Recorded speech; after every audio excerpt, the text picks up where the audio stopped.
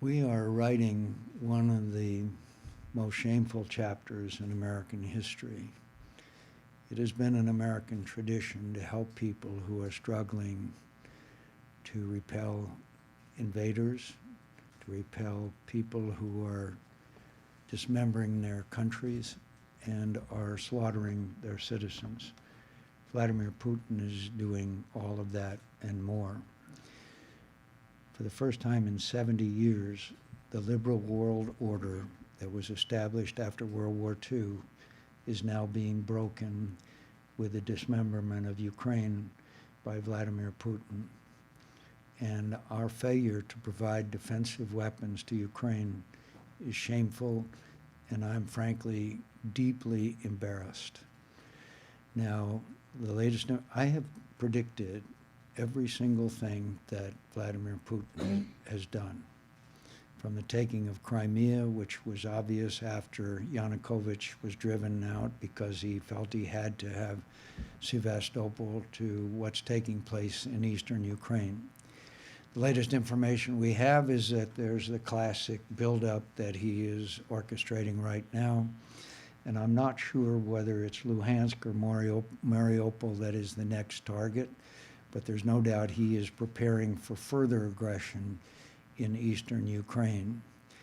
No one even talks about Crimea, a part of Ukraine that was guaranteed in the Budapest Agreement when Ukraine gave up their nuclear inventory, and specific in that agreement was a guarantee that Crimea would be part of Ukraine. Nobody talks about that anymore. No one talks about the shoot down of a Malaysian airliner, which was obviously done with Russian equipment at least, if not by Russian individuals. And there's routine violation of the Minsk agreements. And so we are treated to a visit by our Secretary of State to Sochi with Vladimir Putin in the finest traditions of Neville Chamberlain. So there's no doubt that Vladimir Putin has paid very little price for his aggression. The Ukrainian economy is in very sad shape for a whole variety of reasons, particularly eastern Ukraine being the industrial heartland. And frankly, it's heartbreaking.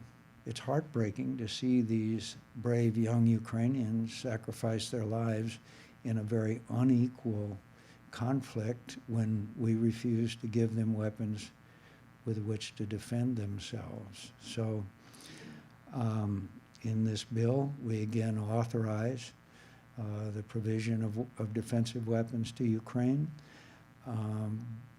But I have to be very frank, I see no indication that the President of the United States would agree to such a move, again, to our everlasting shame.